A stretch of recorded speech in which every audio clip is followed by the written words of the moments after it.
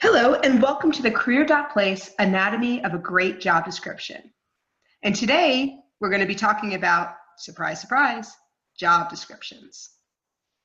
So I have a question. Why is it that when a company is selling their product or services, they create gorgeous content, compelling content, that's beautiful and catchy and colorful, simple, emotional, exciting, desirable? But when that company is trying to sell jobs, well, not so much. Very, very boring. In fact, for most companies, this is probably one of the most boring outward-facing documents that they create. That doesn't make much sense, does it? But honestly, so the job description sucks, so what? Well, there's actually a very big so what. Because bad job descriptions not only keep companies from attracting the best talent and therefore reducing the talent pool, but it's also communicating to that talent that they're just not invested in them. And therefore the talent is not invested back. And it wastes time and money, both from a corporate standpoint as well as the applicants. And worst of all, it introduces bias. Because a lot of those job descriptions, they've inherited bad behavior with requirements that they've just had on there forever, or maybe even copy and pasted from somebody else's, and therefore not actually requirements for the job. And that could introduce unnecessary bias and discrimination against certain individuals. So stop with the bad job descriptions. And instead, let's take a page out of the side that's selling products and sell job descriptions with that same beautiful, catchy, colorful content that's compelling. But how do we do that? Well, that's a great question. Let's step through it one step at a time and cover the titles, salary range, benefits, job summary, corporate culture, and requirements. The anatomy of a great job description. So starting with job titles. Titles need to be descriptive, informative, and communicate role and rank. And when you're doing this, use common language so everyone understands what that title is. Be prescriptive, but without being constrictive. So you're not chasing away great talent because they don't see themselves in the exact flavor of the role that's being described. And if you must use a creative title, if you're full of wizards and gurus and ideators, fantastic. Just use subtitles so they understand what that means. So let's give you an example. Engineer 3. Awesome. Cool. Engineer of what now? I mean, is this a mechanical engineer, a civil engineer? And what exactly is a 3? Is it 3 of 10? 3 of 3? Is 3 good? Is 3 bad? It's not very descriptive. Going to something like mobile app engineer 3, that's better. At least now I know the type of engineer. This is probably a software engineer that specializes in mobile applications. Still have no idea what that 3 means. So replacing that then with senior mobile app engineer is even better. Now I know that the role is for an engineer that does software design for mobile applications. And the rank is a high-level single contributor. And for extra credit, throw in something like of consumer products, because now you also show the focus. They know the team they're about to join, the consumer products team. So moving then from job title to salary range, salaries need to be honest and transparent-ish. You don't have to give exact numbers, but if you're going to communicate the salary range, make sure it's a real salary range. And as you're doing this, don't forget everything else that comes into compensation. It's not just about the base. There's also bonuses, commissions, equity, and other non-salary related value that you're providing. You want all of that to go into the figure so that your applicants know what the compensation really is. And make sure you're in line with industry standards, or at least that you're aware of what they are, so you can be competitive. And if you can't be transparent, or you're not comfortable telling applicants what the salary range is in the job description, make sure to do that check as soon as possible.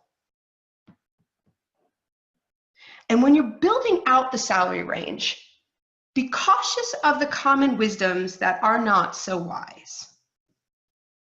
For example, you've probably heard, I'm going to make them fall in love with me first, and then I'm going to talk salary. That way, they want to work for us so badly, they're going to take whatever salary we offer. That's great, but would that work on you? So if you have a salary in mind, what you think you're worth or what you need for your compensation, have you ever fallen in love with a job so much you're willing to take a 20% cut? Probably not, and neither are your applicants. So don't do that. It wastes time. It gets people frustrated. It will actually bring down the candidate experience if they spend so much time with you just to find that they can't afford to take the job. Another common wisdom to avoid, get that talent as cheaply as possible. Yes, get a deal. I got this person so cheaply that my bottom line is going to look great, or I have money to use elsewhere. Okay, let's go through a little exercise though.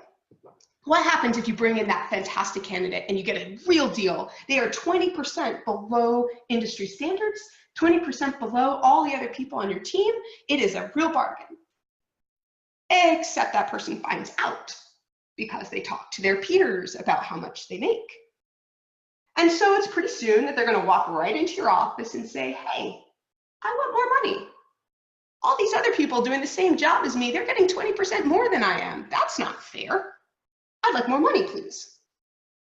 And now you have an option. You can either grant the request to get back to salary parity and give the person a raise, a 20% raise. But inevitably, once again, the team is going to find out because she'll go back and say, hey, I got my money. And then you're going to have somebody else from the team come in and say, I've been working here for 5 years. This person is new and already got a raise. I want a raise. Oh boy. Or you say no, and you send her on her way with the amount of money she agreed to take originally, and you know the moment she walks out of that door, she's looking for her next job. So that bargain, not so much a bargain because it increases attrition.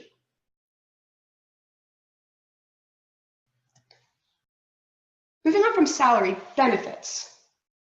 Benefits need to be honest and transparent, which by the way is a very common theme. You're going to see that a lot in this conversation. They also need to be complete. And when you're building your benefits, for common ones, make sure to use standard common terminology. If you have special acronyms or way that you call health insurance, that's fantastic. But if no one understands what you're telling them is a benefit is health insurance, you're not going to get the credit for it. So use the language everyone understands. With those that are not so common, don't be afraid to be creative. Show the personality. Talk about those quirky little perks that you like to offer, that you probably spent a lot of time building out for your employees. They tell a lot about a company and how much you care for your employee base, and that is great for applicants to know. And when you are talking about all these other benefits, make sure to be descriptive, especially if there's monetary value. For example, if you're a product company and you give a discount for your products for all employees, don't say product discount, say 10% discount. Because what you want is your applicants to start doing a little math and calculating out how much money they would be spending with your company and how much money goes back into their pockets if they work for you. And that adds to the salary. So let's look at a few examples. What's bad? Nothing. And I'm actually pretty surprised at how often nothing is communicated in job descriptions, where benefits are completely ignored. And therefore, you don't get any credit at all for all the things you're offering your employees. A little better are the basics: health, dental, vision, nice boxes to check, not very discriminating, right? Looks like everybody else. Even better is when you start talking about those quirky little things that you offer, those additional perks, that crazy Friday that you put together, the best me stipend that you provide for every employee. Gives a little personality, a little interest. Though, unfortunately, for a lot of people, if they are not employees or don't know any, they have no idea what crazy Fridays are, and they don't know what a best me stipend is. So the best thing you can do is to be descriptive and talk about those corporate events that you throw every Friday and that $1,000 a quarter that you provide for every employee to create positive work environments. And then you can provide links. Let those applicants explore further the benefits, the values, the programs that you have. Not only is that giving you a larger forum to communicate, but it's continuing that applicant experience, bringing them onto your website, showcasing what kind of company you are.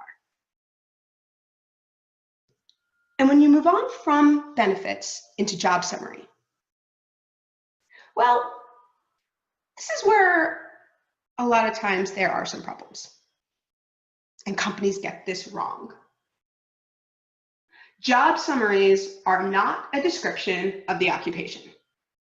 Don't tell engineers what engineering is. Don't tell salespeople what selling is. Don't tell marketing people what marketing people do. They got that. That's why they're looking at your job. Concentrate on what those individuals are going to do for you, how they're going to be successful in the job, what it's like to work there. You want them to envision themselves working for you. They already know what they do for a living. And when you do this, avoid the rose-colored lens. If you describe it as too good to be true, either the applicant's going to see right through it and not believe it, or even worse, they will believe it and then they'll be disappointed. You don't want to set that up. You do want to be specific so they get an idea of what they're going to be doing, but not boring. Don't do a laundry list of tasks. Clearly explain success. So not only are they envisioning what they're doing for you, but they're envisioning being great at it. And avoid biasing content. So what do I mean by biasing content? Let's take a little closer look. So for example, you see on a job description, looking for a go-getter marketing ninja that can tackle our digital programs and take down our competition. Wow, it's pretty aggressive, isn't it? Language like that, which is aggressive, tends to resonate better with men than with women. So did this organization intend to attract more men than women with the description? Perhaps, but probably not. So it's not a great description. Avoid language that's going to alienate or attract only a specific group if that group is not your intention. Or something like this. The enterprise client service representative provides client support related to products and services, including the handling of administrative audit and billing functions. Cool, cool. So this description basically says that client service reps provide support for products and services. I would really hope that someone looking at your job would know that's what a client service rep does. So not only did it not really say anything, but it did it in a really boring way. This is not compelling. Instead, what about this? Our client service rep engages with customers through phone, email, and chat, are extremely responsive, and consistently get some of the highest customer satisfaction scores in the industry. All right, now we're talking. Not only does this little snippet explain the modes of communication for their customers, but it also talks about what it is to be successful, extremely responsive. And there's pride here. This is a group that's clearly proud of what they do because they have some of the highest customer satisfaction scores in the industry. This is a team worth joining.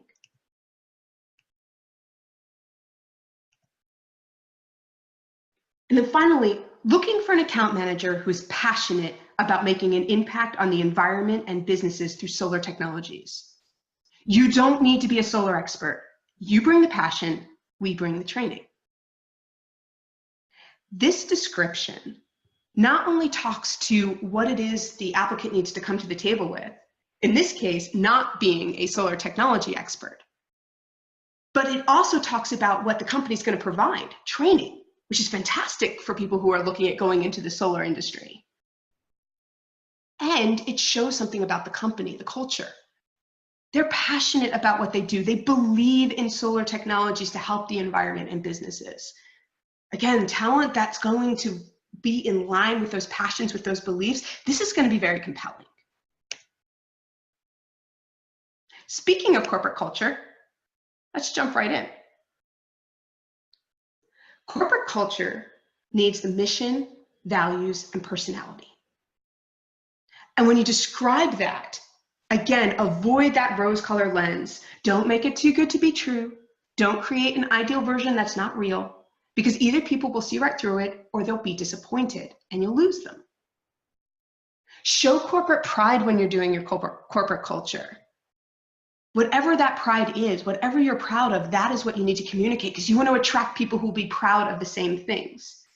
And don't confuse culture with parties. They are not the same thing. Let's look at it in a little more detail. And we'll start with what culture is not. Culture is not a specific personality. If you're hearing, well, I don't want to hire this person, they're not a good culture fit. And that's code for, I don't really like them very much. I don't see us having a beer together after work. That's not culture, that's personality. Culture is not an ideal version of the truth. If you find yourself describing the corporate culture to an applicant, and in the back of your mind is that little voice that says, man, that sounds like an awesome place to work. I wish I could work there. That's probably not your corporate culture. If you don't believe it, it's not it. And culture is not picnics, parties, and ping pong tables. Don't list out a whole bunch of whats without any why. It's not about if a company has a ping pong table sitting in the corner. It's about if people use it or not. So if that's not culture, what is it? Culture is the mission, values, and organizational personality. With mission, it's why does the organization exist? Why are you here? What are you trying to accomplish? It should be simple, concise, and compelling.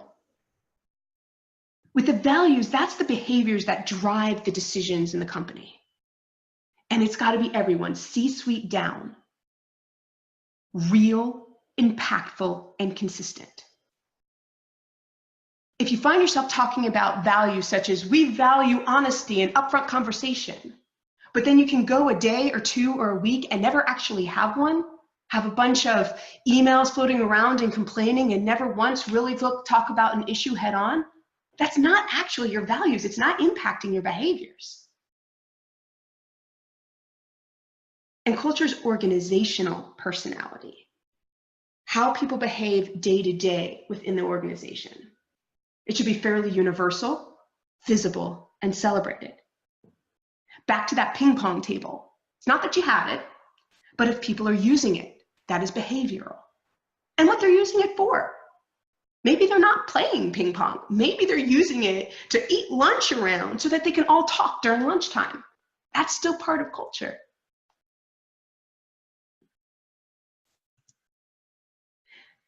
And finally, requirements.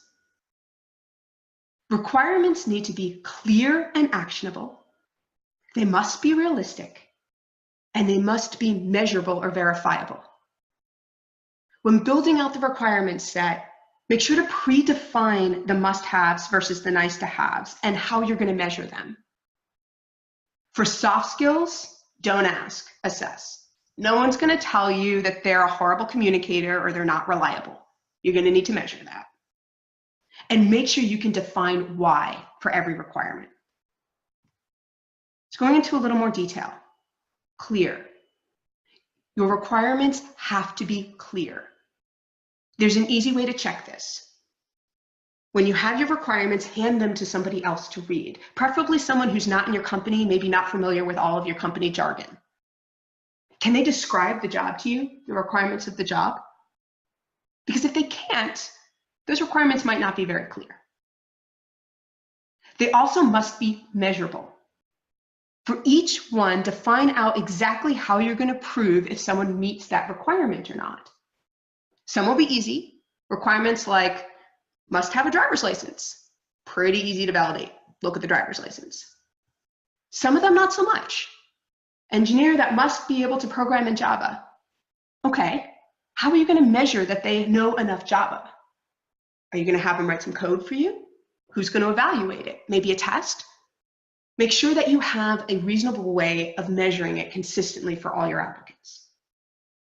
The requirements must be realistic. Sounds obvious, and yet this one's messed up so much that we actually have terms for it. Unicorn, purple squirrel, those amazing candidates that don't actually exist.